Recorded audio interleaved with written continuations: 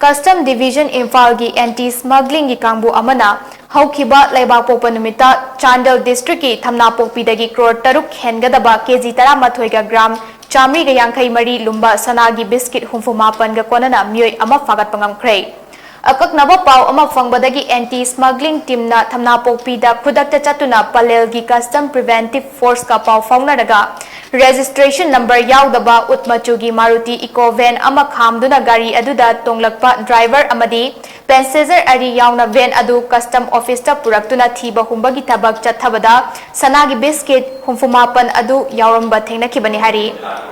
Gari Adubu Thaurakpa Driver Lilong Haurabi Meeoi Lekaidagi Mohammed Wahidur Rahman Chahi Yankai Matoi Apokpa Mohammed Habibur Rahman Faki Atopa Passenger Ani Adu Thadoke Hiramasiga Mari Lainana case ama register Tauduna Tabak Asida Atay Atopasu Faba Ngamnaba Thiba Humnabagi Tabak Chathaba Haukhre Hari